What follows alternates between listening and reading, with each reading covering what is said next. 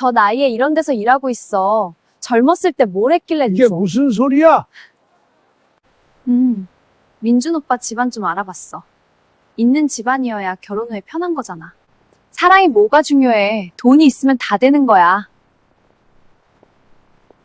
하나뿐인 손자가 여자친구를 소개하겠다고 했습니다. 손자의 여자친구가 궁금했던 할아버지는 직접 확인하러 나왔습니다. 낡은 점퍼를 입고 시장 반찬 가게 아르바이트 노인 행세를 하며. 그런데 이 할아버지가 누구입니까? 전국 100개 매장 연매출 2천억. 반찬 프랜차이즈 윤시찬의 회장 윤태석이었습니다. 강남 한복판 22층 본사 빌딩 최상층 회장실에 앉아야 할 사람이 오늘은 낡은 천막 아래 앞치마를 두르고 있었습니다. 새벽 4시 반이었습니다. 서울 마포구 망원동 재래시장 골목에는 아직 어둠이 깔려 있었습니다. 상인들이 하나둘 셔터를 올리고 생선 트럭이 골목 안으로 들어서고 두부 공장 냄새가 찬 공기 속에 퍼지는 시간이었습니다. 아직 해가 뜨지 않은 골목에 형광등 하나가 켜지고 리어카 바퀴 소리가 돌바닥을 긁으며 울렸습니다. 이 시장에서 30년을 산 사람들은 알고 있었습니다. 이 새벽 냄새가 바로 살아있다는 증거라는 것을. 고단하지만 살아있는 사람들의 냄새. 팥뿌리를 다듬는 손, 생선을 손질하는 칼, 간 묻힌 나물의 들기름 냄새. 그것이 이 골목의 아침이었습니다. 그 골목 가장 안쪽 낡은 파란 천막 아래 작은 반찬 가게가 있었습니다. 가게 이름은 손으로 쓴 현수막에 적혀 있었습니다. 윤씨네 반찬. 딱 봐도 오래된 가게였습니다.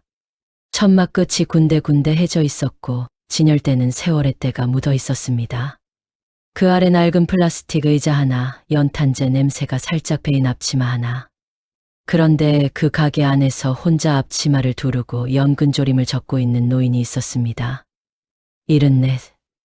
윤태석이었습니다. 키가 훤칠하고 등이 꼿꼿한 노인이었습니다. 주름이 깊었지만 눈빛은 서늘할 만큼 또렷했습니다. 손이 컸습니다. 젊은 시절 시장 바닥에서 리어카를 끌던 손이었고 중년에는 계약서에 도장을 찍던 손이었습니다. 지금은 그 손으로 조용히 나무를 묻히고 있었습니다.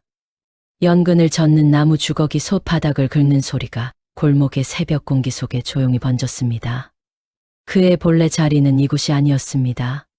전국 100개 매장을 가진 반찬 프랜차이즈 윤시찬의 본사였습니다. 창업 40년 만에 연 매출 2천억을 넘긴 회사였습니다. 임직원만 400명이 넘었고 전국 가맹점주만 200명이었습니다. 건물 최상층 회장실에는 통유리 너머로 한강이 내려다 보였고 비서가 매일 아침 원두 커피를 내려 책상 위에 올려놓았습니다. 그 회사의 회장이 바로 윤태석이었습니다. 하지만 오늘 그는 회장실이 아닌 이 낡은 천막 아래 서 있었습니다. 이유는 단 하나였습니다. 손자 윤민준의 여자친구를 직접 확인하기 위해서였습니다. 3주 전이었습니다. 손자 민준이 할아버지 앞에 쑥스럽게 앉아서 말했습니다. 할아버지, 저 사실 사귀는 사람이 있어요. 3달 됐는데 인사드리고 싶어서요. 윤태석은 그 말을 듣고 한참 손자를 바라봤습니다. 민준의 귀가 빨개져 있었습니다. 어릴 때부터 거짓말을 못하는 아이였습니다. 부끄러우면 귀부터 빨개지고 화가 나면 코끝이 빨개졌습니다. 그 얼굴을 볼 때마다 윤태석은 민준의 어머니가 떠올랐습니다. 민준의 어머니도 그랬습니다. 감정이 얼굴에 다 나오는 사람이었죠. 민준의 어머니는 민준이 12살 되던 해봄에 세상을 떴습니다. 빗길의 교통사고였습니다. 그날 윤태석은 병원 복도에서 무릎을 꿇었습니다. 살면서 처음으로 무릎을 꿇었습니다. 며느리를 살려달라고, 아직 아이가 어리다고. 하지만 하늘은 듣지 않았습니다. 아들은 그 뒤 3년을 버티다가 재혼을 했습니다. 민준을 두고 새 삶을 찾아갔습니다. 윤태석은 그 아들을 탓하지 않았습니다. 탓할 자격이 없다고 생각했습니다. 사람이 그렇게밖에 살 수 없는 때가 있다는 걸 알았으니까요. 대신 민준을 데려왔습니다. 12살짜리 손자를 자기 곁에 두고 키웠습니다. 학교 운동회에 갔고 졸업식에 갔고 수능날 아침밥을 지어줬습니다. 생일에는 미역국을 끓였습니다. 손이 서툴렀지만 그래도 끓였습니다. 민준이 대학에 붙던 날 윤태석은 혼자 소주 한 잔을 마셨습니다.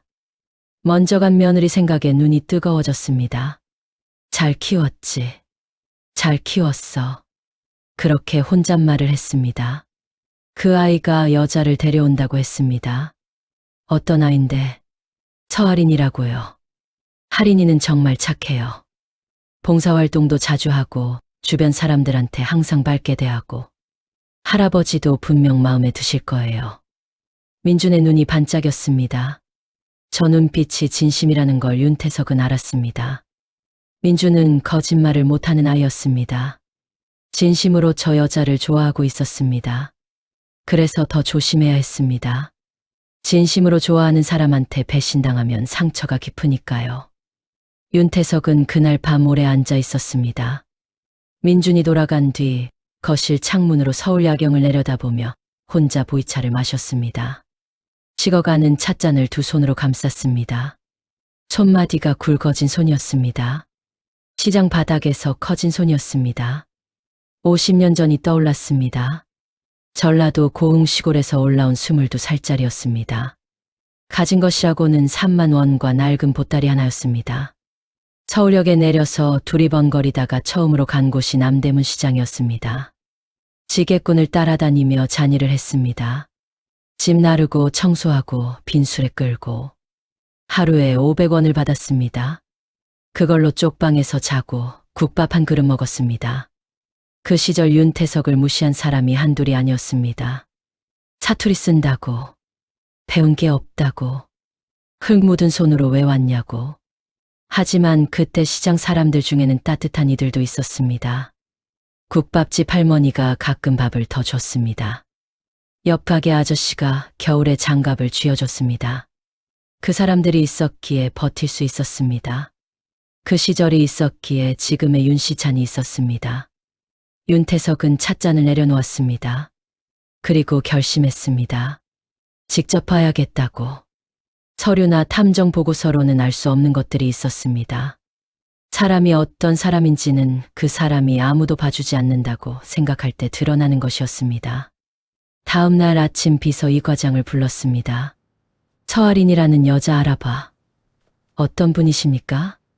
손자 여자친구라고 한다. 이 과장이 사흘 뒤 보고서를 가져왔습니다. 서할인 29살. 서울 마포 출신. 아버지 서병철은 중견 제조업체 부장. 어머니는 전업주부. 외동딸. 서울사립대 경영학과 졸업 후 중소기업 마케팅팀 근무 중. SNS 팔로워 2만 명. 봉사활동 인증 게시물 다수.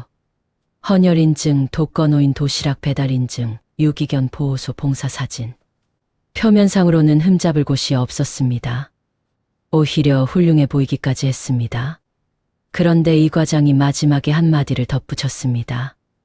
회장님, 한 가지 이상한 점이 있습니다. 서할인 씨가 자주 가는 시장이 망원동 재래시장입니다. 거기 사는 친구가 있는 것 같고 자주 들른다고 하는데 제가 아는 분 중에 거기 상인이 있어서 여쭤봤더니 좀 까다로운 손님으로 알려져 있다고 합니다. 까다로운... 예. 상인들 사이에서 소문이 좋지 않다고 합니다. 자세한 건 저도 확인을 더 해봐야 알겠습니다만. 윤태석은 보고서를 덮었습니다. 그리고 한참 만에 말했습니다. 내가 직접 보겠다. 이 과장이 눈을 동그랗게 떴습니다. 직접이라 하시면 망원동 시장. 거기 반찬 가게 자리 하나 구해줘. 내가 아르바이트를 해야겠어. 이 과장은 그 말을 듣고 잠시 굳어 있었습니다. 19년째 이 노인 곁에 있었습니다. 회장이 새벽 4시에 일어나 혼자 보고서를 읽는 것도 봤고 협상 테이블에서 상대방을 조용히 제압하는 것도 봤습니다. 한 번 마음 먹으면 반드시 한다는 것을 너무나 잘 알았습니다. 이 과장은 그날 오후 망원동 시장에 전화를 걸었습니다. 그렇게 해서 윤태석은 윤씨네 반찬 아르바이트 어르신이 되었습니다. 시장 주인은 50대 후반의 박씨 아주머니였습니다. 작고 단단한 체격에 목소리가 시원시원한 여자였습니다. 30년 넘게 이 자리에서 반찬 장사를 해온 사람이었습니다. 남편이 먼저 세상을 떠난 뒤 혼자 가게를 이어왔고 두 아이를 이 가게 수입으로 대학까지 보냈습니다. 윤태석이 처음 나타났을 때 아주머니는 어리둥절한 얼굴로 물었습니다. 어르신 정말 괜찮으시겠어요? 새벽부터 일이 고된데. 연세가 괜찮습니다. 오래된 일이에요. 오래되셨다고요? 윤태석이 조용히 웃었습니다. 아주머니는 그게 무슨 뜻인지 몰랐습니다. 하지만 며칠이 지나자 알게 됐습니다. 이 노인의 손놀림이 보통이 아니라는 것을. 연근 썰고 멸치 볶고 간 맞추는 것이 몇십 년 한솜씨였습니다. 깨씹 하나 다듬는 속도가 달랐습니다. 양념 비율을 손으로 가늠하는 방식이 달랐습니다. 박씨 아주머니는 며칠이 지나서야 이 어르신이 예사 사람이 아니라는 것을 느꼈습니다. 하지만 더 이상 묻지 않기로 했습니다. 묻지 않아도 알 것 같았으니까요. 첫째 날이었습니다. 오전 11시쯤이었습니다. 시장이 제법 붐비기 시작할 무렵 가게 앞에 젊은 여자가 나타났습니다. 29쯤 돼 보이는 여자였습니다. 키가 크고 옷차림이 세련됐습니다. 베이지색 롱코트에 명품 가방을 들고 있었습니다. 귀에는 작은 다이아몬드 귀걸이가 반짝였습니다. 시장 골목에서 눈에 확 띄는 차림이었습니다. 그 차림이 어울리지 않는다는 게 아니었습니다. 그 차림을 한 사람이 이 골목을 걷는 방식이 문제였습니다. 골목 바닥을 내려다보며 걷는 것처럼 주변 것들이 전부 자기 발밑에 있는 것처럼 걷고 있었습니다. 윤태석은 그 여자를 보는 순간 보고서에서 봤던 사진 속 얼굴임을 알았습니다. 서아린이었습니다. 하지만 내색하지 않았습니다. 그저 조용히 연근 그릇을 정리하며 시선을 낮췄습니다. 74살 아르바이트 노인으로 돌아갔습니다. 서아린은 진열대 앞에 서서 반찬들을 훑어봤습니다. 눈빛이 차가웠습니다.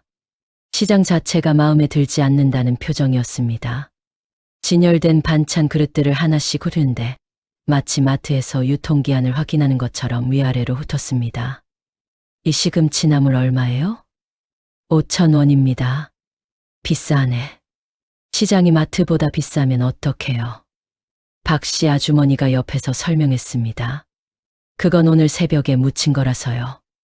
국내산 시금치만 써서요. 마트 거랑은 다릅니다. 국내산이면 뭐가 달라요? 다 똑같은 시금치지. 서아리는 그릇을 들어서 냄새를 맡아보더니 다시 내려놨습니다. 그 내려놓는 방식이 좋지 않았습니다. 탁 소리가 날 만큼 힘있게 내려놨습니다. 됐어요. 다른 데 가볼게요. 그리고 돌아섰습니다. 가면서 혼잣말처럼 중얼거렸습니다. 하지만 충분히 들렸습니다. 시장 물건이 다 거기서 거기지. 왜 여기까지 오나 몰라. 박씨 아주머니가 입술을 꾹 다물었습니다. 아무 말도 하지 않았습니다. 하지만 눈가에 뭔가 서리는 게 보였습니다. 새벽 3시에 일어나 이 나무를 묻혔습니다. 두 손이 퉁퉁 불도록 씻고 다듬었습니다. 그게 다 거기서 거기라는 말을 들었습니다. 윤태석은 서아린의 뒷모습이 시장 골목 저쪽으로 사라질 때까지 눈을 떼지 않았습니다. 박씨 아주머니가 한숨을 쉬며 그릇을 제자리에 다시 놓았습니다. 윤태석이 조용히 물었습니다. 저 손님 아세요? 알죠. 가끔 와요. 올 때마다 저러는데 뭐 하러 오는지. 어떤 손님입니까? 사지도 않으면서 트집은 꼭 잡고 가요. 한 번은 우리 알바 학생한테 나물이 짜다고 소리를 질렀어요. 그 학생이 얼마나 당황했는지. 20살짜리 대학생이었는데. 윤태석은 고개를 끄덕였습니다. 마음속에 무언가가 천천히 굳어지고 있었습니다. 그날 저녁 민준에게 전화가 왔습니다. 할아버지, 저 이번 주 토요일에 할인이 소개해드리려고요. 같이 저녁 드실 수 있어요? 그래. 날짜 맞추자. 할아버지 많이 좋아하실 거예요. 할인이가 어른들한테 정말 예의 바르거든요. 지난번에 회사 팀장님 뵀을 때도 얼마나 깍듯이 했는지. 윤태석은 잠시 생각했습니다. 어른한테 예의 바른 거. 그건 어렵지 않았습니다. 뭔가 얻을 게 있는 사람 앞에서 예의 바른 건 누구나 할 수 있었습니다. 진짜는 그게 아니었습니다. 그래, 민준아. 어른한테 예의 바른 것도 중요하다. 근데 사람이 진짜 어떤 사람인지는 자기보다 낫다고 생각하는 사람한테 어떻게 대하느냐를 봐야 알 수 있어. 민준이 전화기 너머에서 잠시 조용했습니다. 무슨 말씀이에요, 갑자기? 아니다. 그냥 하는 말이야. 토요일에 보자. 전화를 끊고 윤태석은 창밖을 바라봤습니다. 서울의 밤이 내려앉고 있었습니다. 강남 빌딩들의 불빛이 한강 위에 반짝였습니다. 저 불빛들도 처음에는 누군가의 새벽이었습니다. 리어카를 끌던 새벽, 시장 바닥을 쓸던 새벽, 손이 얼어도 연탄 갈던 새벽. 그런 새벽들이 쌓여서 저 불빛이 된 것이었습니다. 그것을 모르는 사람이 저 불빛만 탐내고 있었습니다. 둘째 날이었습니다. 윤태석은 다시 새벽 4시에 일어났습니다. 잠이 든 것은 새벽 2시였습니다. 나이 탓인지 생각이 많아서인지 요즘은 새벽에 자주 깼습니다. 5년 전 먼저 간 아내가 꿈에 나왔습니다. 아내가 시장에서 반찬을 고르고 있었습니다. 젊은 시절 아내의 모습이었습니다. 장바구니를 들고 가게 앞에서 이것저것 살피는 모습. 아내는 어느 시장을 가든 상인들과 이야기를 나눴습니다. 어르신, 오늘은 뭐가 좋아요? 이거 어떻게 하면 맛있어요? 그렇게 묻고 웃고 사고. 집에 오면 식구들 먹일 생각에 신이 나서 반찬을 만들었습니다. 아내 곁에 있으면 세상이 따뜻하게 느껴졌습니다. 가난해도 바빠도. 아내가 있으면 그랬습니다. 5년이 지났습니다.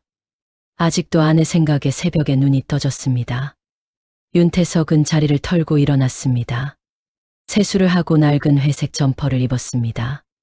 손목시계를 빼고 운동화를 신었습니다. 거울을 한번 봤습니다. 평범한 노인이었습니다. 그것으로 충분했습니다. 그날은 오전부터 서아린이 나타났습니다. 이번에는 친구 하나를 데리고 왔습니다. 비슷한 또래의 여자였습니다. 두 사람이 시장 골목을 걸으며 얘기를 나누고 있었습니다. 하린아, 여기 자주 와? 아니, 지수 집이 근처잖아. 가끔 들러. 시장이 좀 복잡하다. 사람도 많고. 어쩌겠어. 왔으니까. 서아린이 다시 윤씨네 반찬 앞에 멈췄습니다. 이번에는 친구가 있어서인지 더 당당한 태도였습니다. 진열대를 가리키며 친구에게 말했습니다. 저 할아버지 봐. 저 나이에 이런 데서 일하고 있어. 친구가 낮은 소리로 웃었습니다. 불쌍하다. 그러니까. 젊었을 때 뭘 했을까. 두 사람의 말이 진열대 너머까지 다 들렸습니다. 박씨 아주머니가 뒤에서 얼굴이 굳는 게 보였습니다. 윤태석은 움직임을 멈추지 않았습니다. 두부조림 그릇을 들어 진열대에 올려놓으면서 조용히 두 사람을 봤습니다. 서아린의 눈이 잠깐 마주쳤습니다. 그녀는 시선을 피하지 않았습니다. 오히려 더 당당하게 쳐다봤습니다. 저거 두부조림 얼마예요? 6,000원입니다. 비싸다. 마트 가면 3,000원도 안 하는데. 여기는 국내산 콩두부습니다. 국내산이요. 어르신, 그런 말로 바가지 씌우시는 거잖아요. 친구가 또 웃었습니다. 윤태석은 대꾸하지 않았습니다. 서아린은 결국 아무것도 사지 않고 친구와 함께 사라졌습니다. 사라지면서 친구에게 한마디를 더했습니다. 저 할아버지 표정 봤어. 왜 저렇게 노려봐. 손님한테. 친구가 웃으며 대꾸했습니다. 그러게. 장사를 어떻게 하려고. 박씨 아주머니가 낮게 혼잣말을 했습니다. 노려보긴. 가만히 계셨는데. 윤태석이 물었습니다. 저 손님이 자주 옵니까? 일주일에 2~3번은 와요. 근처에 친구가 사는 모양인데 올 때마다 상인들한테 함부로 해서 다들 저 손님 오면 피해요. 어르신, 그냥 대꾸 마세요. 저런 사람이랑 말 섞으면 기운만 빠져요. 윤태석은 고개를 끄덕이며 연근을 다시 적기 시작했습니다. 솥 안의 연근이 간장 빛깔로 졸여들고 있었습니다. 더 강하게 폭발. 점심 무렵이었습니다. 번역 반대세. 처할인이 혼자 다시 이 나타났습니다. 영문열이 치유해서 이번에는 강하게 걸음이 폭발. 빨랐습니다. 번역 반대세. 뭔가 기분이 안 좋은 상태처럼 이 영문열이 보였습니다. 치유해서 그녀는 더 강하게 윤씨네 폭발. 반찬 앞에 서더니 번역 반대세. 진열대 위에 손을 탁 올렸습니다. 이 영문열이 치유해서 할아버지, 더 저 강하게 그저께 폭발. 여기서 산 무생채 번역 있잖아요. 반대세. 박씨 아주머니가 이 영문열이 나왔습니다. 치유해서 더 강하게 네. 폭발. 언제 번역 사셨는데요? 반대세. 그저께요. 이 영문열이 무가 치유해서 질겼고 더 강하게 폭발. 간도 안 맞았어요. 번역 반대세. 그저께 사신 거면 저희 이 제품 영문열이 문제가 아닐 치유해서 수도 더 있어요. 강하게 폭발. 집에서 보관을 번역 어떻게 반대세. 하셨는지에 따라서 이 영문열이 아니 치유해서 그날 저녁에 바로 더 강하게 먹었는데 폭발. 질겼다고요. 번역 반대세. 환불해 주세요. 이 박씨 영문열이 아주머니가 치유해서 조심스럽게 더 강하게 말했습니다. 폭발. 저희가 번역 매일 반대세. 새로 담그는데 이 그날 영문열이 무생채는 다른 치유해서 손님들 더 강하게 드시고 폭발. 다 괜찮으셨거든요. 번역 반대세. 처할인의 눈이 이 가늘어졌습니다. 영문열이 치유해서 지금 저한테 더 강하게 거짓말하냐고 하시는 거예요? 번역 반대세. 다른 손님들은 괜찮고 나만 영문열이 불량품 치유해서 받았다는 게 말이 더 강하게 되냐고요. 폭발. 그런 말씀이 번역 반대세. 아니라 환불해 이 주세요. 영문열이 치유해서 불량품 더 강하게 팔았으면 폭발. 환불이 맞는 거잖아요. 번역 반대세. 박씨 아주머니가 이 윤태석을 영문열이 봤습니다. 치유해서 더 강하게 윤태석이 폭발. 앞으로 나섰습니다. 번역 반대세. 손님 영수증 있으세요? 이 영문열이 치유해서 처할인이 더 윤태석을 강하게 폭발. 봤습니다. 번역 눈빛이 반대세. 싸늘했습니다. 이 할아버지는 영문열이 왜 치유해서 나서요? 더 강하게 폭발. 주인 아줌마한테 번역 물어봤는데 반대세. 제가 여기 함께 이 일하고 영문열이 있어서요. 치유해서 더 영수증이 강하게 폭발. 있으면 확인이 됩니다. 번역 반대세. 영수증 시장 이 가게에서 영문열이 영수증이 치유해서 어딨어요? 더 강하게 폭발. 그냥 환불해 주시면 번역 되잖아요. 반대세. 윤태석은 이 조용히 영문열이 말했습니다. 치유해서 더 강하게 영수증이 폭발. 없으면 번역 언제 반대세. 사셨는지 확인이 어렵습니다. 이 영문열이 저희는 치유해서 매일 다른 물건이 더 강하게 나가기 폭발. 때문에 번역 처할인의 반대세. 표정이 굳었습니다. 이 잠깐 침묵이 흘렀습니다. 그리고 그녀가 작게 코웃음을 쳤습니다. 할아버지, 나이 드시면 귀도 어두워지나 봐요. 그저께 왔다고요. 그저께. 크게 말해야 들려요? 박씨 아주머니가 얼른 나섰습니다. 저희가 죄송하게 됐네요. 손님 한 번만 봐드릴게요. 그녀는 2,000원짜리 무생채 값을 돌려줬습니다. 처할이는 돈을 받아쥐더니 아무 감사 인사도 없이 돌아섰습니다. 가면서 전화를 걸었습니다. 나야. 방금 시장 할아버지한테 받아냈어. 아니, 그냥 생떼 쓴 거지 뭐. 웃기지 않아. 그 나이에 거기서 일하면서 손님한테 영수증 달라고 하고 있어. 귀도 어둡고 좀 웃음소리가 들렸습니다. 그리고 서아린의 목소리가 멀어졌습니다. 박씨 아주머니가 작게 한숨을 쉬었습니다. 어르신, 죄송해요. 그냥 드리는 게 편해서. 아닙니다. 잘하셨어요. 저 손님은 저번에도 이런 식으로 했어요. 배달 온 청년한테도 물건이 잘못 왔다고 억지를 부렸는데 그 청년이 얼마나 기가 막혀 했는지. 20대 초반짜리 학생 알바였는데 결국 울었어요. 윤태석은 아무 말도 하지 않았습니다. 다시 자리로 돌아와 멸치를 볶기 시작했습니다. 프라이팬 위에서 멸치가 달달 볶아지며 고소한 냄새가 났습니다. 손은 움직이고 있었지만 머릿속은 차갑게 돌아가고 있었습니다. 오후 3시쯤이었습니다. 민준에게서 문자가 왔습니다. 할아버지, 저 오늘 할인이랑 망원동 쪽으로 저녁 먹으러 가는데 근처 맛집 아세요? 윤태석은 잠시 생각하다가 답을 보냈습니다. 그쪽 잘 모른다. 맛있게 먹어라. 민준이 곧 답을 보냈습니다. 네, 할아버지. 윤태석은 그 문자를 한참 바라봤습니다. 하트 이모티콘이 작은 화면에 떠 있었습니다. 손가락이 굵고 딱딱한 노인의 손으로 저 작은 이모티콘을 보고 있었습니다. 가슴 한쪽이 뻐근했습니다. 민준이 12살 때 처음 손을 잡고 학교 운동회에 갔던 날이 생각났습니다. 아이의 손이 작고 따뜻했습니다. 할아버지, 우리 팀 이겼어. 그날 민준이 달리기에서 2등을 했습니다. 얼굴이 빨개진 채로 뛰어와서 손을 잡았습니다. 그날 윤태석은 아이의 손을 놓지 않았습니다. 오래오래 잡고 있었습니다. 이 아이한테 저런 여자를 붙여줄 수는 없었습니다. 절대로. 그날 저녁이었습니다. 시장이 파할 무렵이었습니다. 윤태석이 앞치마를 벗고 있는데 골목 저쪽에서 민준과 서아린이 나타났습니다. 두 사람이 나란히 걷고 있었습니다. 서아린이 민준의 팔짱을 끼고 있었고 민준은 환하게 웃고 있었습니다. 저녁 해가 골목 끝에 걸려 두 사람의 그림자를 길게 늘어뜨렸습니다. 그림자만 보면 아름다운 장면이었습니다. 윤태석은 천막 안쪽으로 한 걸음 물러섰습니다. 두 사람이 시장 골목을 지나쳤습니다. 민준은 할아버지를 알아보지 못했습니다. 당연했습니다. 이 점퍼를 입은 이 모습을 본 적이 없으니까요. 서아린은 윤씨네 반찬 앞을 지나면서 그냥 시선을 흘렸습니다. 낮에 봤던 그 할아버지가 서 있었지만 특별히 신경을 쓰지 않았습니다. 그런데 두 사람이 거의 지나쳤을 때였습니다. 서아린이 민준에게 말하는 소리가 들렸습니다. 오빠, 나 이 시장 사실 별로야. 너무 낡았어. 냄새도 나고. 민준이 웃으며 말했습니다. 그래도 물건은 좋잖아. 할머니들이 새벽부터 만든 거라. 그게 무슨 상관이야. 위생도 모르는 사람들이 만드는 건데. 민준이 뭔가 대답하려는 것 같았지만 서아린이 팔을 잡아 끌었습니다. 빨리 가. 여기 오래 있으면 냄새 밴다. 두 사람이 골목을 빠져나갔습니다. 윤태석은 그 자리에 한참 서 있었습니다. 손이 앞치마 자락을 꽉 쥐고 있었습니다. 새벽 3시에 일어나 이 나물들을 무쳐온 박씨 아주머니가 떠올랐습니다. 30년을 이 자리에서 새벽을 열어온 사람이었습니다. 냄새 밴다고, 위생도 모른다고. 그 말이 귀에서 걸렸습니다. 박씨 아주머니가 옆에서 셔터를 내리며 말했습니다.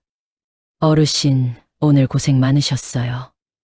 윤태석이 조용히 고개를 숙였습니다. 아닙니다. 내일 또 나오겠습니다. 집으로 돌아오는 길이었습니다. 윤태석은 택시 뒷좌석에 앉아 창밖을 봤습니다. 밤이 된 서울이 흘러갔습니다. 40여 년 전 이 도시에 처음 올라왔을 때가 생각났습니다. 전라도 시골 출신의 22살짜리가 서울역에 내려서 두리번거리던 날이었습니다. 가진 돈은 3만 원. 짐은 낡은 보따리 하나. 첫날 밤은 역대 앞시에서 잤습니다. 추웠습니다. 서울이 이렇게 차가운 도시인지 몰랐습니다. 그때도 사람들이 무시했습니다. 사투리 쓴다고, 옷이 낡았다고, 배운 게 없다고. 하지만 윤태석은 그 무시들을 참았습니다. 뭐라고 대꾸하고 싶었지만 참았습니다. 참을 힘이 없어서가 아니었습니다. 나중에 보여주리라고 생각했기 때문이었습니다. 말로 이기는 게 아니라 삶으로 이기리라고. 그래서 참으면서 새벽마다 리어카를 끌었습니다. 참으면서 시장 바닥을 닦았습니다. 참으면서 첫 번째 반찬 가게를 열었습니다. 참으면서 두 번째, 세 번째 가게를 냈습니다. 그리고 40년이 지났습니다. 지금은 100개 매장의 회장이 됐습니다. 하지만 그 새벽들을 잊은 적이 없었습니다. 그래서 더욱 화가 났습니다. 저 여자는 한 번도 그런 새벽을 살아본 적이 없으면서 그 새벽을 살아가는 사람들을 냄새난다고 했습니다. 위생도 모른다고 했습니다. 집에 도착해서 윤태석은 이 과장에게 전화를 걸었습니다. 이 과장. 예, 회장님. 서아린이 사는 아파트 알아봐. 그리고 그 아파트 관리 사무소에 아는 사람 있는지 확인해봐. 알겠습니다, 회장님. 한 가지 더. 그 여자 SNS에 봉사활동 게시물 있다고 했지. 네.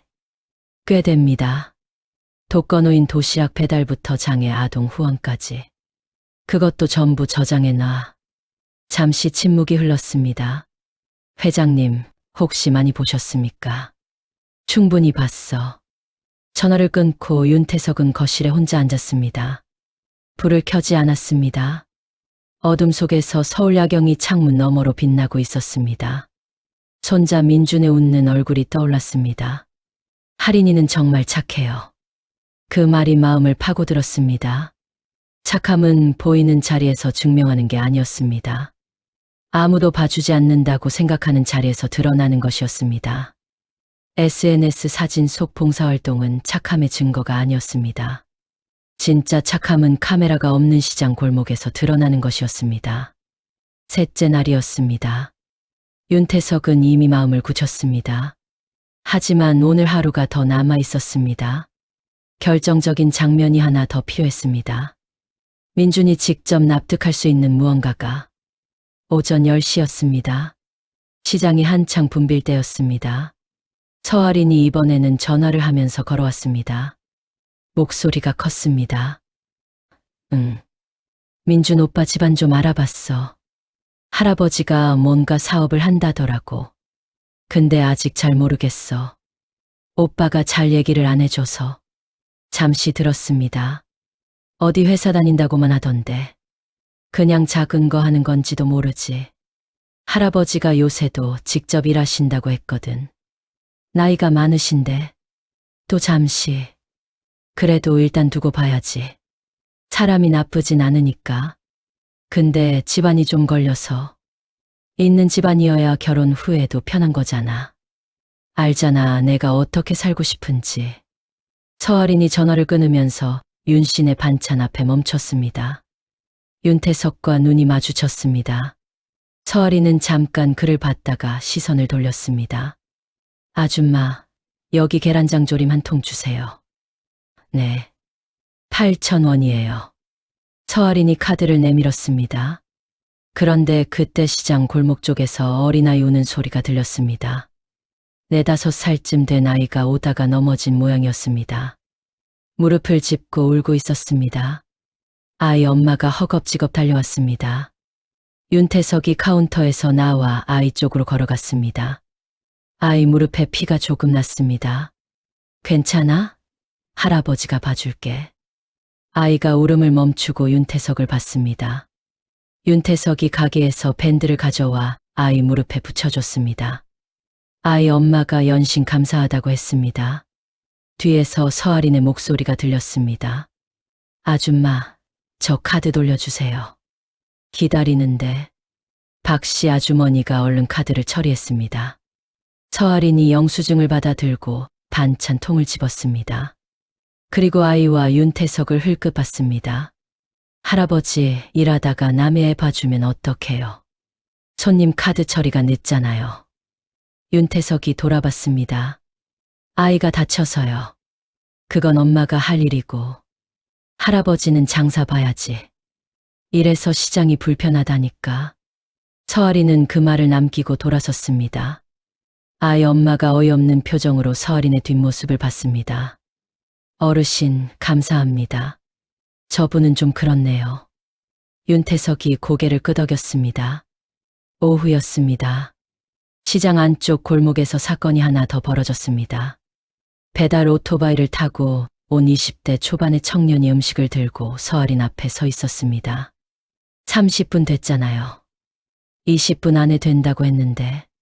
죄송합니다. 도로가 많이 막혀서. 막히면 일찍 출발해야지. 왜 소비자가 기다려요? 정말 죄송합니다. 청년의 목소리가 떨렸습니다. 어린 나이였습니다. 학교 다니며 알바를 하는 학생처럼 보였습니다. 어깨가 좁고 체격이 왜소했습니다. 죄송하다는 말만 하면 끝이에요? 배달비 환불해줘요. 그건 저한테 결제를 하신 게 아니라서. 그럼 뭘 할 수 있어요? 사과도 제대로 못하고. 청년이 고개를 숙였습니다. 윤태석이 그 장면을 골목 끝에서 보고 있었습니다. 서아린이 음식을 받아 들고 돌아섰습니다. 청년이 어깨를 축 늘어뜨린 채 오토바이 쪽으로 걸어갔습니다. 헬멧을 쓰는데 손이 떨렸습니다. 윤태석이 청년 옆으로 걸어갔습니다. 수고합니다. 청년이 놀란 듯 돌아봤습니다. 어르신, 열심히 일하고 있는 겁니다. 저 손님이 잘못된 거예요. 당신이 잘못한 게 아니에요. 청년의 눈이 잠깐 붉어졌습니다. 감사합니다. 어르신. 오토바이 소리가 골목을 빠져나갔습니다. 윤태석은 그 자리에 잠시 서 있었습니다. 청년의 떨리는 손이 눈에 남아 있었습니다. 이제 충분했습니다. 사흘 동안 봤습니다. 서아린이 어떤 사람인지 더 볼 것도 없었습니다. 하지만 아직 한 가지가 남아 있었습니다. 증거가 필요했습니다. 민준이 직접 눈으로 확인할 수 있는 증거. 그리고 서아린의 아버지가 알아야 할 증거. 이 과장에게 전화를 걸었습니다. 이 과장, 아파트 관리 사무소 쪽 확인됐어? 예, 회장님. 거기 아는 분 있습니다. 서아린 씨 민원이 꽤 쌓여 있다고 합니다. 아파트 내에서도 경비원이나 청소 직원한테 갑질 신고가 여러 건이라고. CCTV는 관리사무소에서 보관하고 있는 분량이 있다고 합니다. 요청하면 협조해 주겠다고 했습니다. 윤태석은 잠시 생각했습니다. 내일 하루 더 나가겠다. 토요일 전에 마지막으로. 회장님, 몸은 괜찮으십니까? 나는 괜찮아. 조심하십시오. 윤태석이 낮게 웃었습니다. 이 과장, 내가 이 나이에 무서울 게 뭐가 있겠어. 그날 밤 윤태석은 거실에 앉아 오래 있었습니다. 아내 사진을 꺼내봤습니다. 50대 초반의 사진이었습니다. 아내가 웃고 있었습니다. 시장 바닥에서 살아온 두 사람의 얼굴이었습니다. 가난하게 시작했지만 서로 손잡고 여기까지 왔습니다. 여보, 민준이 여자가 좀 그래. 내가 어떻게 해야 되지? 사진 속 아내는 웃고만 있었습니다. 대답이 없었습니다. 하지만 윤태석은 알 것 같았습니다. 아내라면 무엇라 했을지. 당신이 옳은 거야. 손자를 지켜줘야지. 그리 말했을 것이었습니다. 창밖으로 서울의 밤이 흐르고 있었습니다. 시장 골목의 새벽 냄새가 어딘가 코끝에 남아있는 것 같았습니다. 파, 마늘, 들기름, 멸치. 그 냄새들이 윤태석에게는 살아온 세월의 냄새였습니다. 부끄러운 냄새가 아니었습니다. 자랑스러운 냄새였습니다. 그것을 냄새난다고 손살에 치는 여자를 손자의 곁에 둘 수는 없었습니다. 내일이 마지막 날이었습니다. 그리고 토요일 모든 것이 끝날 것이었습니다. 넷째 날 새벽이었습니다. 윤태석은 알람도 울리기 전에 눈을 떴습니다. 새벽 4시였습니다. 창밖은 아직 깜깜했습니다. 몸이 무거웠습니다. 사흘 동안 새벽부터 서 있었더니 무릎이 욱신거렸습니다. 74살의 무릎이었습니다. 젊었을 때 리어카를 끌고 다닌 세월이 고스란히 쌓인 무릎이었습니다.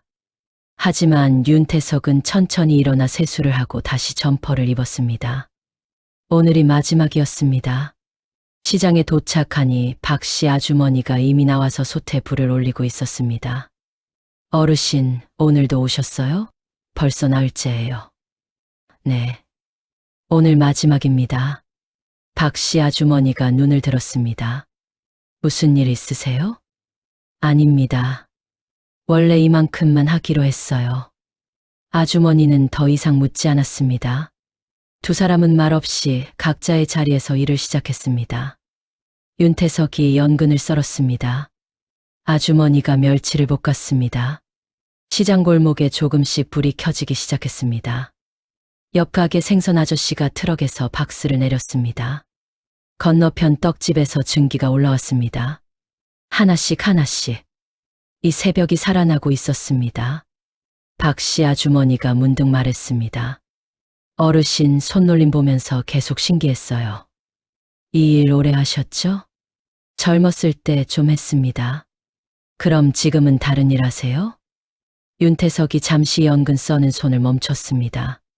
비슷한 일입니다. 비슷한 일이요.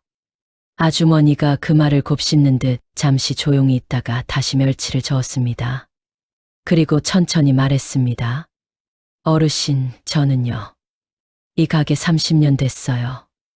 남편이 먼저 가고 혼자 했습니다. 애들한테 이 냄새 창피하냐고 물어본 적 있어요. 그랬더니 큰애가 그러더라고요. 엄마, 이 냄새가 우리 집 냄새잖아.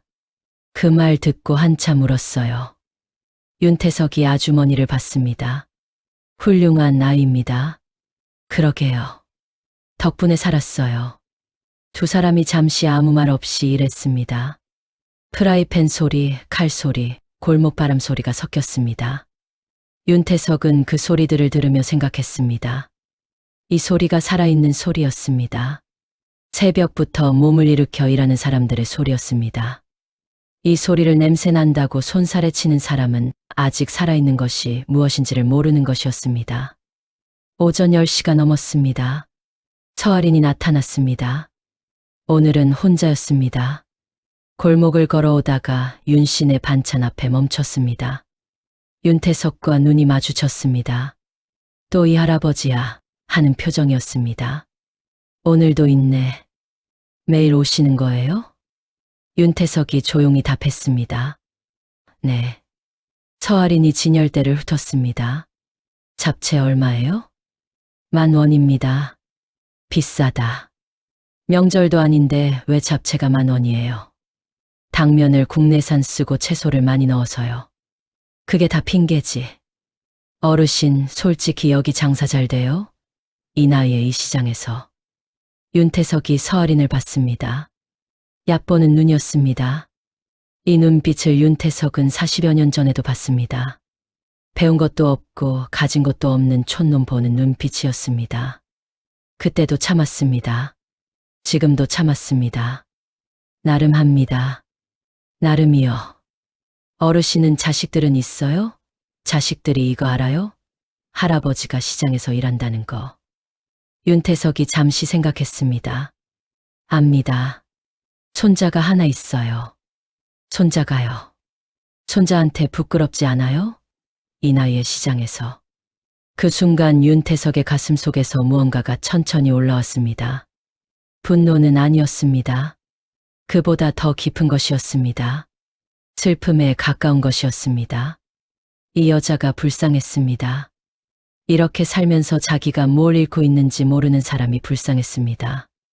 부끄럽지 않습니다. 그래요? 대단하시네. 서할인이 코웃음을 치며 돌아섰습니다. 잡채는 사지 않았습니다. 처음부터 살 생각이 없었던 것 같았습니다. 그녀가 골목 끝으로 사라졌습니다. 박씨 아주머니가 한숨을 쉬었습니다. 어르신, 저 손님이 진짜 갈수록 심해져요. 윤태석이 조용히 말했습니다. 오늘이 마지막으로 보는 날이 될 겁니다. 네. 아닙니다. 혼잣말이에요. 점심 무렵이었습니다. 이 과장에게서 전화가 왔습니다.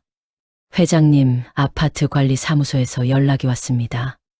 CCTV 자료 협조 가능하다고 합니다.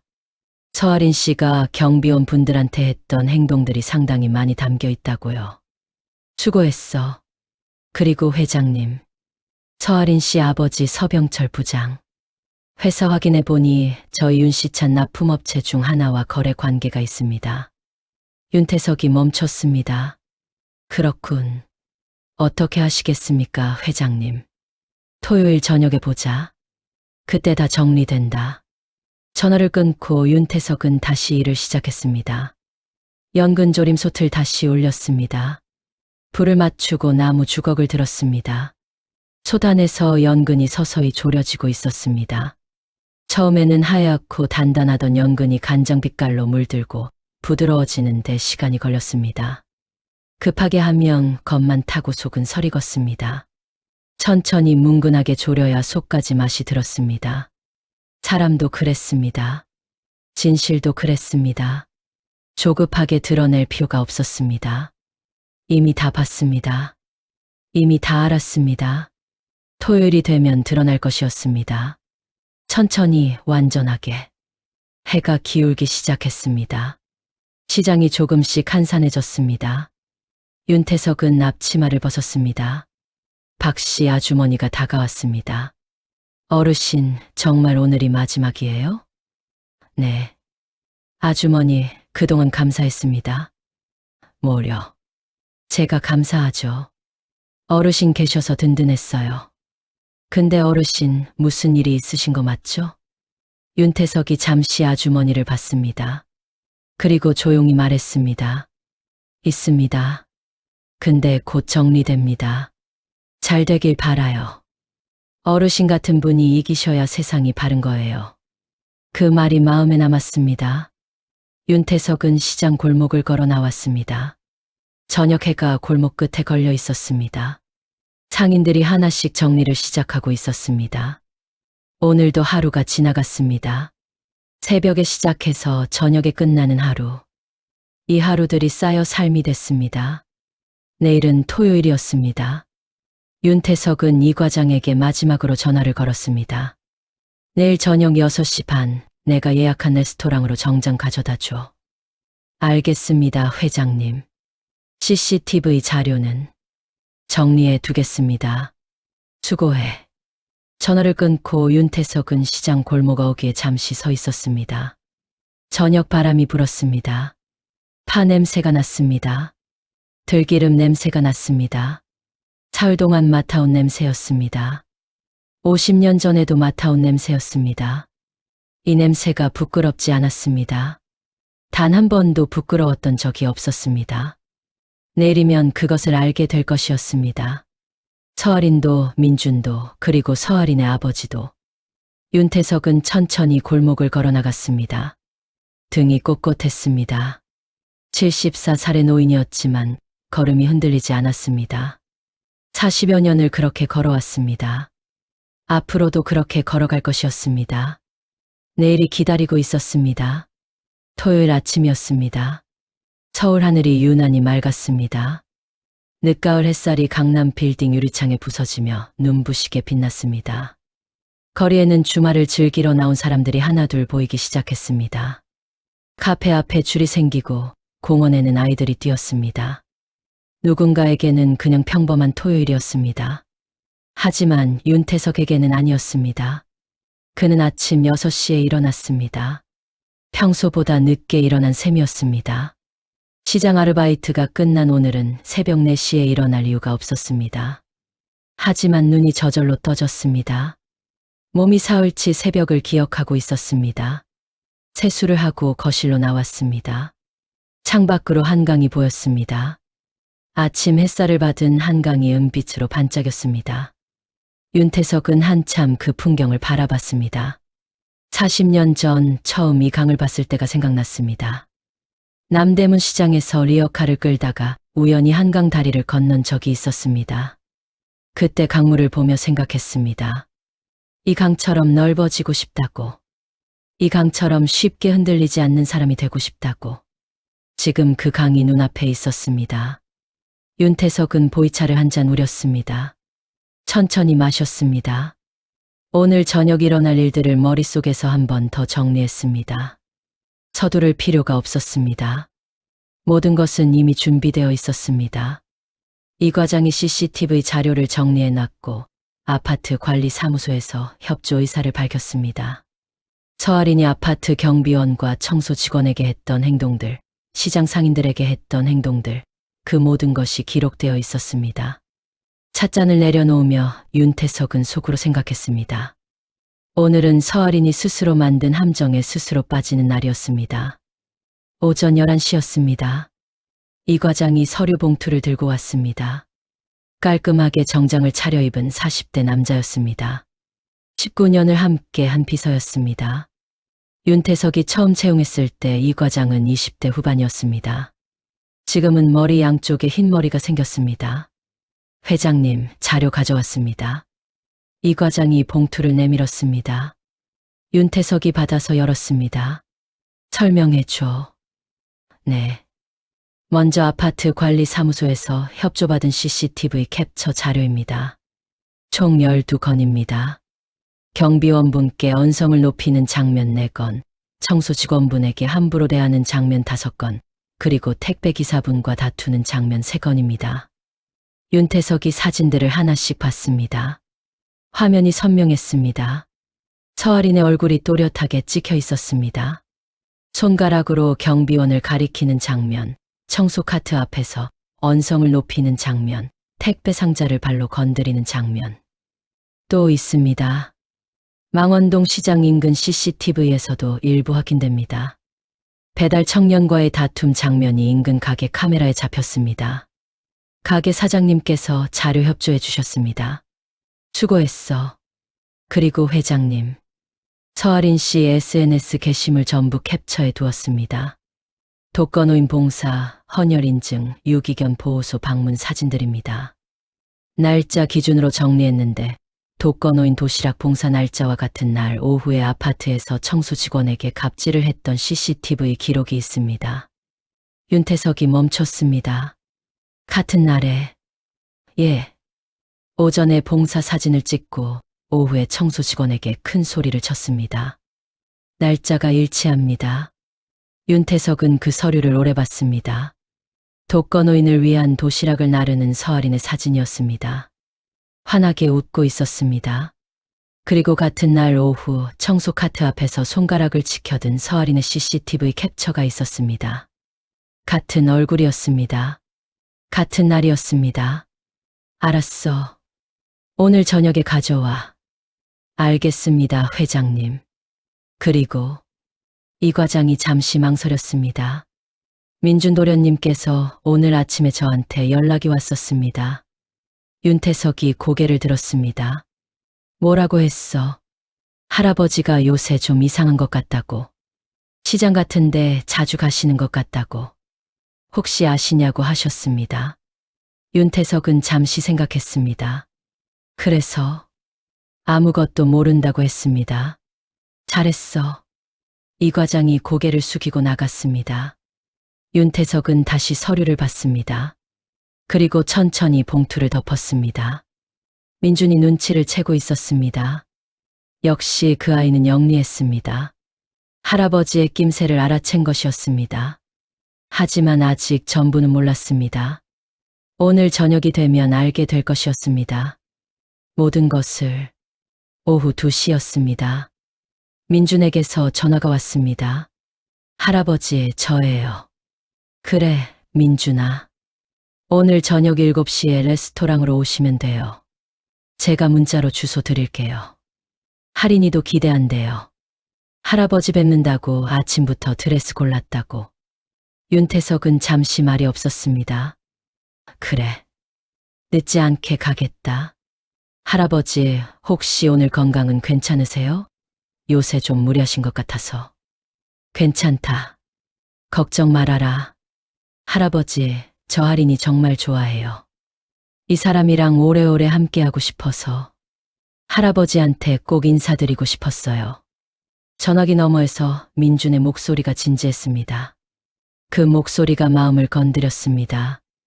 이 아이가 저 여자를 얼마나 진심으로 좋아하는지가 느껴졌습니다. 그래서 더 가슴이 아팠습니다. 알았다. 이따 보자. 전화를 끊고 윤태석은 오래 앉아 있었습니다. 손을 내려다봤습니다. 시장에서 나무를 묻히던 손이었습니다. 사흘 동안 반찬을 만들었던 손이었습니다. 50년 전 리어카를 끌던 손이었습니다. 이 손으로 손자를 키웠습니다. 이 손으로 회사를 만들었습니다. 이 손이 오늘 저녁 모든 것을 끝낼 것이었습니다. 오후 5시였습니다. 윤태석은 욕실에서 샤워를 마치고 거울 앞에 섰습니다. 사흘 동안의 피로가 얼굴에 배어 있었습니다. 주름이 더 깊어 보였습니다. 하지만 눈빛은 흔들리지 않았습니다. 그는 천천히 면도를 했습니다. 정성스럽게.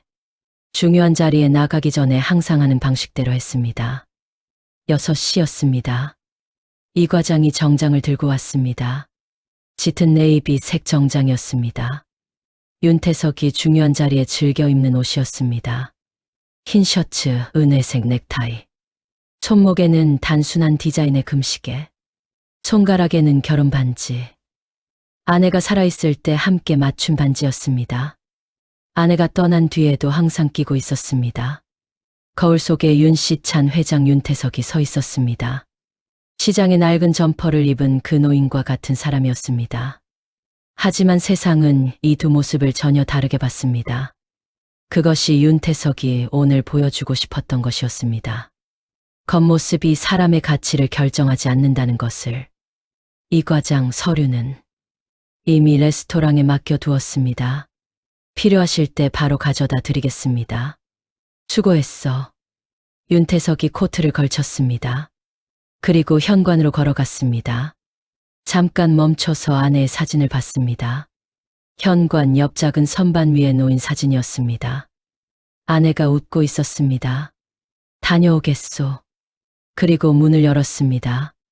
레스토랑은 강남 한복판에 있었습니다. 이탈리안 레스토랑이었습니다.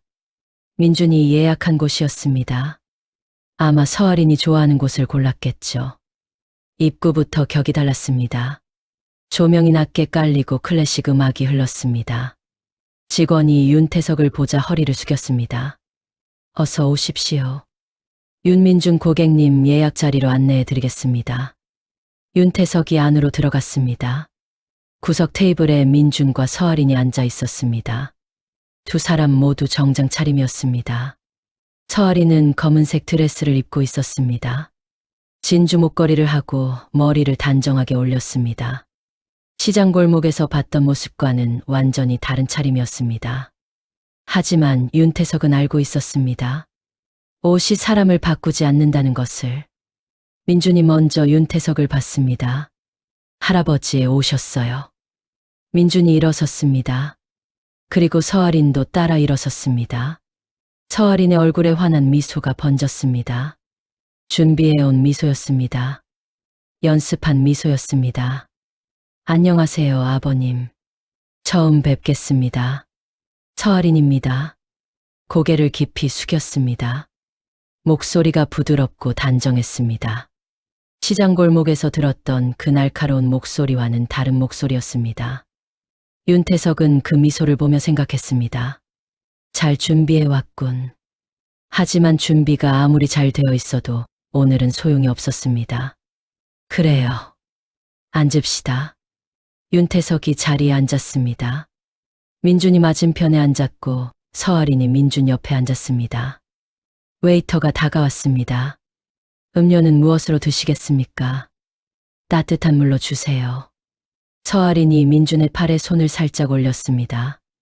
자연스러운 동작이었습니다. 보기에 사이 좋은 커플이었습니다. 민준이 서아린을 보며 눈으로 웃었습니다. 저 아이는 아직 모르고 있었습니다. 아버님, 민준 오빠한테 정말 많이 들었어요. 할아버지랑 정말 사이가 좋다고. 부럽더라고요. 서아린이 먼저 말을 꺼냈습니다. 목소리가 따뜻했습니다. 그런가요? 저는 할아버지가 안 계셔서 어릴 때부터 그게 좀 아쉬웠어요. 그래서 오빠가 부러웠어요. 할아버지랑 이렇게 가까이 지낸다는 게. 민준이 옆에서 거들었습니다. 할아버지, 할인이가 봉사활동도 엄청 열심히 해요. 독거 어르신 도시락 배달을 몇 달째 하고 있대요. 그래요. 윤태석이 서아린을 봤습니다. 서아린이 수줍은 듯 웃었습니다. 별거 아니에요. 그냥 제가 할 수 있는 작은 일인데. 독거 어르신들 도시락을 배달하면서 어떤 걸 느끼던가요? 서아린이 잠시 생각하는 척 했습니다. 어르신들이 너무 외로워하세요. 누군가 찾아와 주는 것만으로도 그렇게 좋아하시는데 그게 가슴에 남더라고요. 사람은 결국 사람이 필요하다는 걸. 말이 유창했습니다. 내용도 그럴듯했습니다. 민준이 옆에서 흐뭇하게 들었습니다. 윤태석은 그 말을 들으며 이틀 전 이 과장의 말을 떠올렸습니다.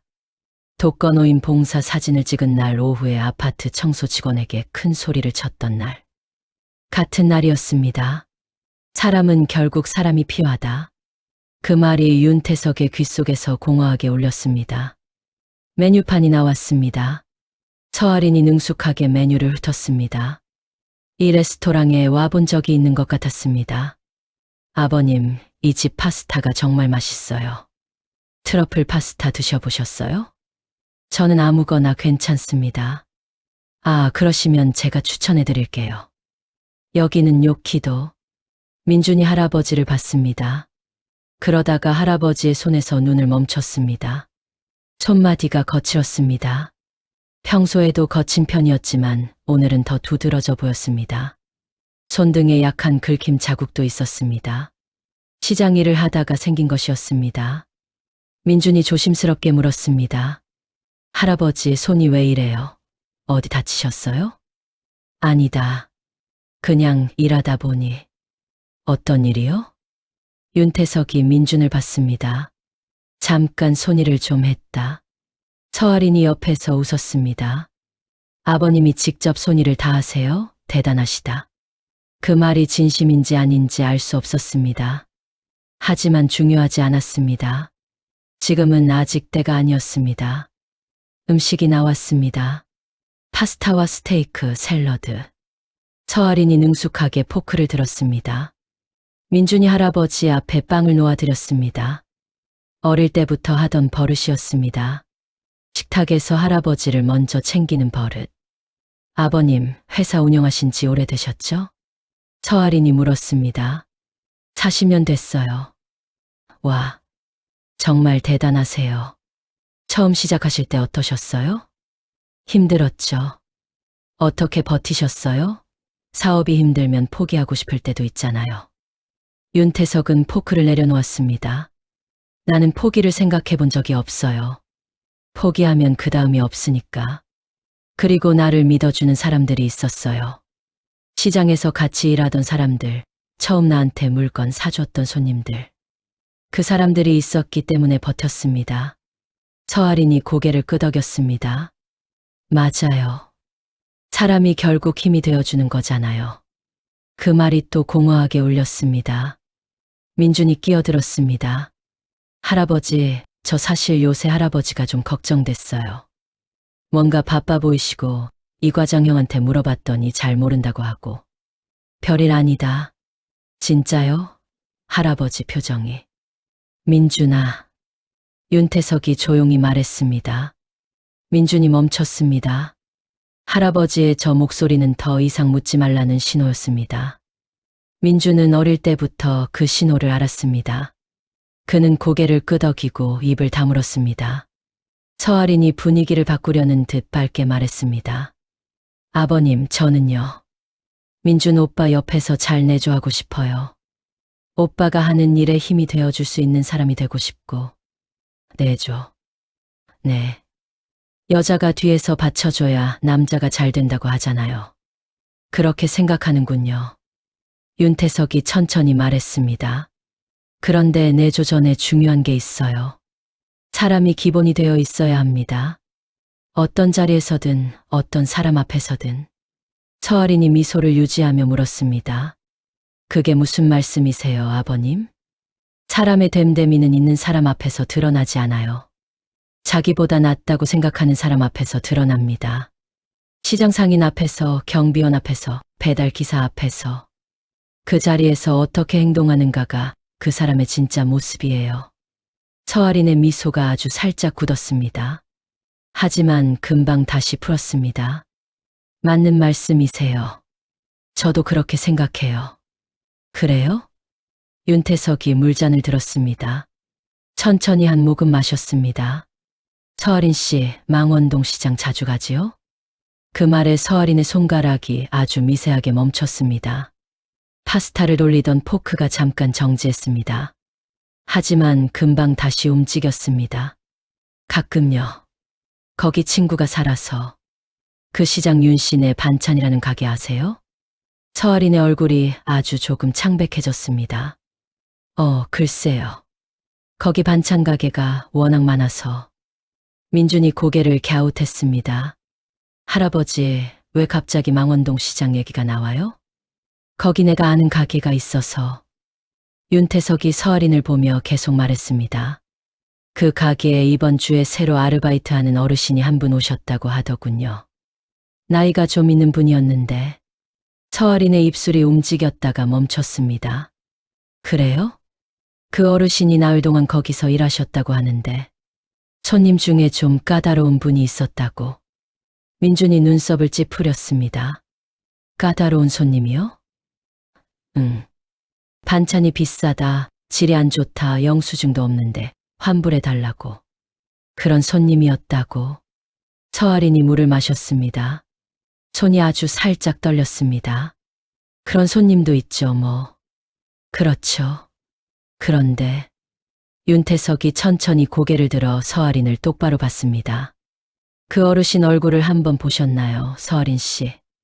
그 순간이었습니다. 서아린의 눈이 윤태석의 얼굴을 다시 봤습니다. 레스토랑 조명 아래서 정장을 입고 금시계를 찬 이 노인의 얼굴을. 그리고 윤태석이 안경을 벗었습니다. 평소에 쓰던 얇은 테 안경이었습니다. 안경을 벗자 얼굴이 더 선명하게 드러났습니다. 서아린이 굳었습니다. 입술이 열렸다 닫혔습니다. 눈이 커졌습니다. 그 눈 속에서 공포가 번지는 것이 보였습니다. 시장 골목의 천막 아래 낡은 회색 점퍼를 입고 연근을 젓던 그 노인이 지금 눈앞에 앉아 있었습니다. 아! 소리가 새어나왔습니다. 민준이 서아린을 봤습니다. 할인아, 왜 그래? 서아린이 말을 하지 못했습니다. 윤태석이 조용히 말했습니다. 그 어르신이 나였습니다, 서아린 씨. 레스토랑 안이 조용했습니다. 클래식 음악만 흘렀습니다. 민준이 할아버지를 봤다가 서아린을 봤다가 했습니다. 무슨 상황인지 파악하려는 얼굴이었습니다. 할아버지, 무슨 말씀이에요? 민준아, 이번 주에 할아버지가 망원동 시장에서 아르바이트를 했다. 네. 나흘 동안 윤씨네 반찬이라는 가게에서 일했어. 민준이 입을 벌렸습니다. 왜요? 할아버지가 거기서 왜? 할인 씨를 보기 위해서였어. 침묵이 흘렀습니다. 민준의 얼굴이 굳어졌습니다. 서아리는 고개를 숙이고 있었습니다. 손이 테이블 위에서 떨리고 있었습니다. 사람이 어떤 사람인지 알려면 그 사람이 아무것도 기대할 게 없다고 생각하는 자리에서 봐야 해. 시장 아르바이트 노인 앞에서 어떻게 행동하는지. 그게 진짜 모습이니까. 민준이 서아린을 봤습니다. 할인아. 서아린이 고개를 들지 못했습니다. 나흘 동안 봤습니다. 윤태석이 계속 말했습니다. 목소리는 여전히 차분했습니다. 감정을 앞세우지 않았습니다. 그것이 오히려 더 무거웠습니다. 첫날은 시금치 나물이 비싸다고 다 거기서 거기라고 했어요. 둘째 날은 영수증도 없는 무생채환부를 요구했고 나이 든 사람한테 귀 어두우냐고 했습니다. 그날 저녁에는 이 시장 냄새 밴다고 했고요. 셋째 날은 넘어진 아이를 밴드 붙여주는 걸 보고 손님 카드 처리가 늦는다고 나무랐습니다. 그리고 배달 온 청년한테 언성을 높였습니다. 민준의 얼굴이 점점 굳어졌습니다. 할아버지, 그게 정말. 내가 직접 봤어. 서아린이 처음으로 입을 열었습니다. 아버님, 저는 몰랐어요. 아버님이신 줄. 목소리가 떨렸습니다. 몰랐기 때문에 한 행동이었지요. 윤태석이 말했습니다. 그게 바로 진짜 모습입니다. 서아린이 눈을 들었습니다. 눈물이 고여 있었습니다. 하지만 윤태석은 그 눈물이 어떤 종류인지 알고 있었습니다. 후회의 눈물이 아니었습니다. 들킨 것에 대한 당혹감과 꿈이 무너지는 것에 대한 절망이었습니다. 저 그 이후로 반성했어요. 제가 좀 예민한 날이었고, 예민한 날이 나흘 동안 계속됐나요? 서아린이 입술을 깨물었습니다. 민준이 낮고 조용한 목소리로 말했습니다. 할인아. 서아린이 민준을 봤습니다. 배달 청년한테 한 거, 경비원 아저씨한테 한 거. 그게 전부 사실이야? 민준 오빠, 나도 그럴 때가 있었던 거지. 사람이 완벽할 수 없잖아. 완벽하라는 게 아니야. 민준의 목소리에 뭔가가 섞였습니다. 분노와 실망이 섞인 목소리였습니다. 기본이 되어 있어야 한다는 거잖아. 할아버지 말씀대로. 서아린이 민준의 손을 잡으려 했습니다. 민준이 손을 뺐습니다. 서아린의 눈이 흔들렸습니다. 오빠, 제발. 할아버지 앞이잖아. 이러지 마. 할아버지 앞이라서 지금 이 얘기를 하는 거야. 윤태석이 이 과장에게 전화를 걸었습니다. 가져와. 잠시 후 이 과장이 서류 봉투를 들고 테이블 옆에 섰습니다. 윤태석이 봉투를 받아 테이블 위에 놓았습니다. 이게 뭔가요? 서아린이 봉투를 받습니다. 아파트 CCTV 자료입니다. 경비원분께 했던 행동, 청소 직원분께 했던 행동. 12건이 담겨 있어요. 서아린의 얼굴이 하얗게 됐습니다. 그리고 이건. 윤태석이 두 번째 서류를 꺼냈습니다. 서아린 씨 SNS 게시물 캡처입니다. 독거노인 봉사 사진, 헌혈 인증, 유기견 보호소 방문 사진. 그리고 그 옆에 같은 날짜로 된 CCTV 캡처가 있어요. 서아린이 그 서류를 봤습니다. 손이 떨렸습니다. 독거노인 도시락 봉사를 한 날 오후에 아파트 청소 직원에게 큰 소리를 쳤습니다. 날짜가 같아요. 민준이 서류를 받습니다. 천천히 한 장씩 넘겼습니다. 얼굴이 딱딱하게 굳어갔습니다. 하리나, 오빠, 이게 전부 사실이야? 서아린이 대답을 못했습니다. 그 침묵이 대답이었습니다. 민준이 서류를 테이블에 내려놓았습니다. SNS에는 봉사 사진 올리면서 같은 날 청소 아주머니한테 소리를 질렀어. 오빠, 그건 뭐야? 민준의 목소리가 낮아졌습니다. 낮아질수록 더 무거웠습니다. 나는 너를 어떤 사람이라고 생각했는데. 서아린의 눈에서 눈물이 흘렀습니다. 오빠, 제발. 한 번만 봐줘. 다시는 안 그럴게. 내가 잘못했어. 정말 반성하고 있어.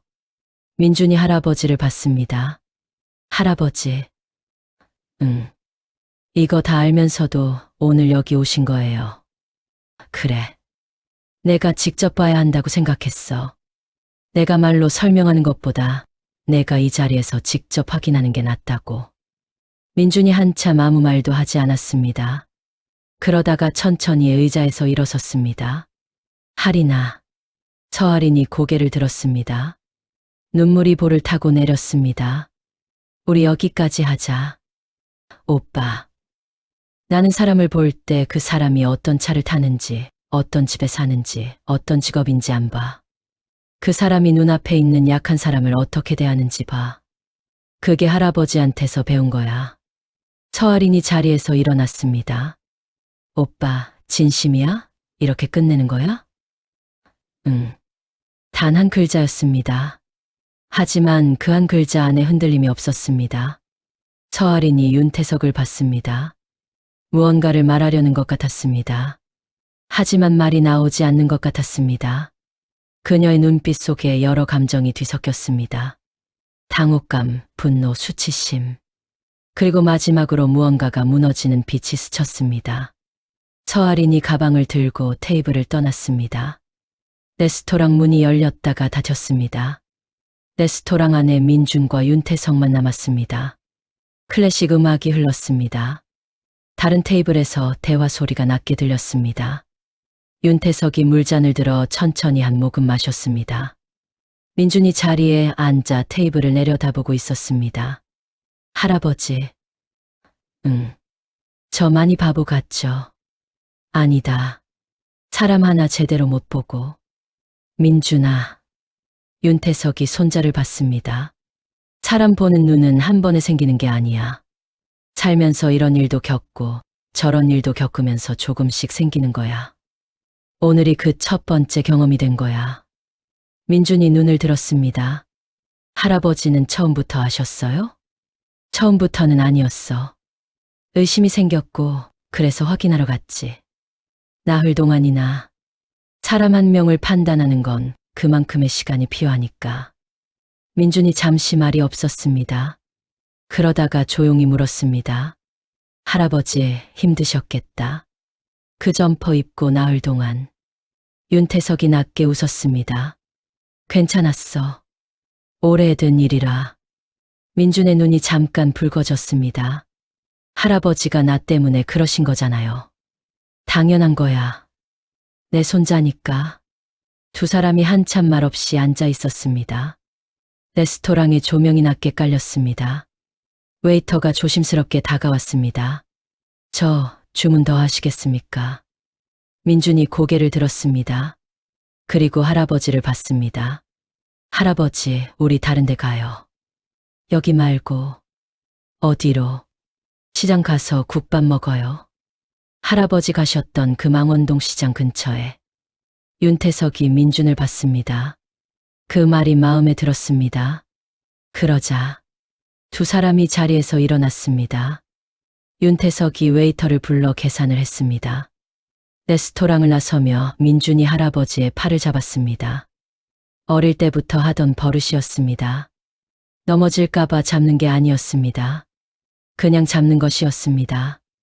곁에 있다는 것을 알리는 방식이었습니다. 거리로 나오니 찬 바람이 불었습니다. 늦가을 밤이었습니다.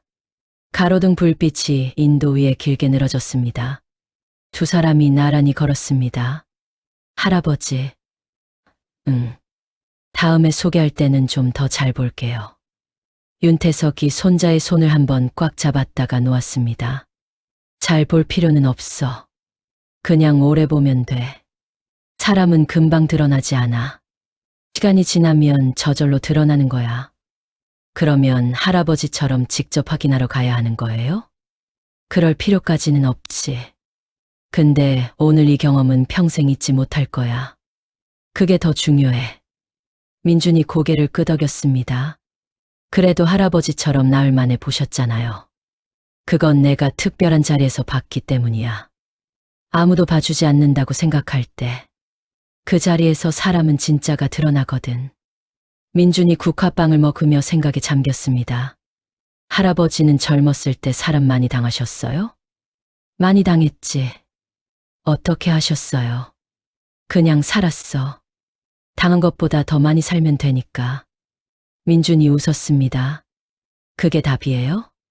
그게 답이야. 두 사람이 잠시 말없이 국화빵을 먹었습니다. 거실에 오후 햇살이 들어왔습니다. 따뜻한 오후였습니다. 멀리서 아이들이 노는 소리가 들렸습니다. 민준이 말했습니다. 할아버지, 저 다음에 사람 만나면 할아버지한테 먼저 얘기할게요. 소개하기 전에. 왜?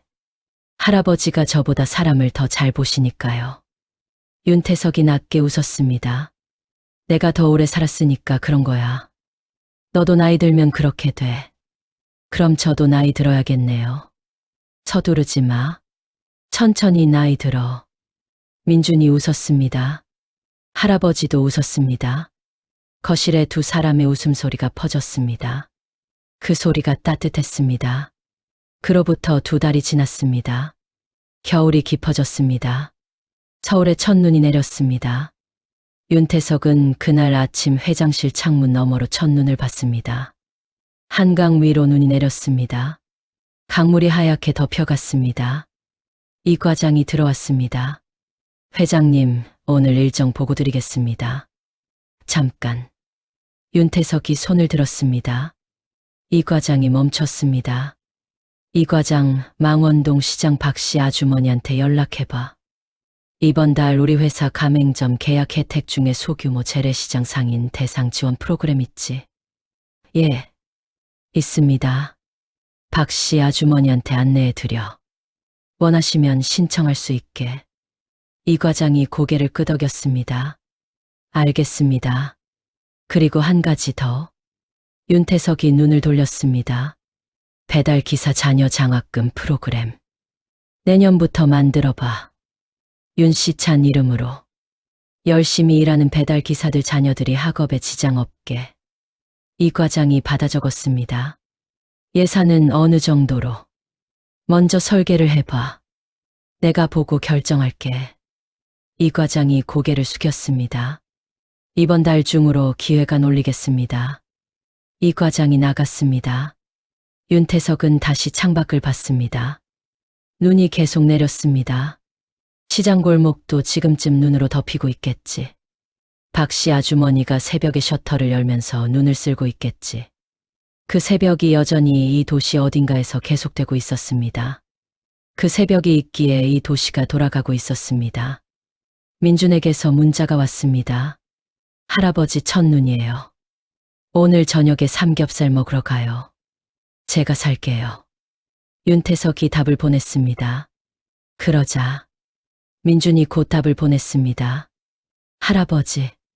윤태석은 그 문자를 보며 잠시 웃었습니다. 작은 화면 속에 하트 이모티콘이 떠 있었습니다. 굵고 딱딱한 손으로 그 화면을 보고 있었습니다. 이 손이 리어카를 끌던 손이었고 반찬을 무치던 손이었고 손자를 키운 손이었습니다. 아직 해야 할 일들이 있었습니다. 윤태석은 자리에서 일어났습니다. 회장실 문을 열고 걸어나갔습니다. 복도에서 직원들이 인사했습니다. 윤태석이 고개를 끄덕이며 지나쳤습니다. 엘리베이터를 탔습니다. 지하 주차장으로 내려갔습니다. 오늘은 차를 쓰지 않기로 했습니다. 걸어가기로 했습니다. 눈이 내리는 서울 거리를 걸어가기로 했습니다. 첫눈이었으니까요. 빌딩 밖으로 나오자 눈이 내렸습니다. 어깨 위로 눈이 쌓였습니다. 차가웠습니다. 하지만 싫지 않았습니다. 50년 전 서울역에 내리던 날도 차가웠습니다. 그때는 두려웠습니다. 지금은 아니었습니다. 윤태석은 걸었습니다. 눈 내리는 서울 거리를 천천히 걸었습니다. 지나치는 사람들이 각자의 방향으로 걷고 있었습니다. 우산을 쓴 사람, 모자를 쓴 사람, 그냥 맞으며 걷는 사람. 배달 오토바이가 지나쳤습니다. 눈 속에서도 배달을 하고 있었습니다. 윤태석이 그 오토바이를 봤습니다. 수고합니다. 속으로 말했습니다. 그 한마디가 들리지 않아도 괜찮았습니다. 마음이 닿으면 언젠가는 전해지는 것이었습니다. 그것을 믿으며 살아온 74년이었습니다. 눈이 계속 내렸습니다. 그 겨울이 지나고 봄이 왔습니다. 서아린에 대한 소식이 한 번 들렸습니다. 이 과장이 가볍게 전해준 이야기였습니다. 서아린이 회사를 그만뒀다고 했습니다. 그리고 SNS 계정을 비공개로 전환했다고 했습니다. 봉사 인증 사진들도 모두 내렸다고 했습니다. 이 과장이 조심스럽게 덧붙였습니다. 아버지 서병철 부장이 딸을 데리고 한동안 지방에 내려가 있었다고 합니다. 친척 어르신 댁에서. 윤태석이 고개를 끄덕였습니다. 그랬군. 뭔가 달라지려는 것 같긴 한데 잘은 모르겠습니다.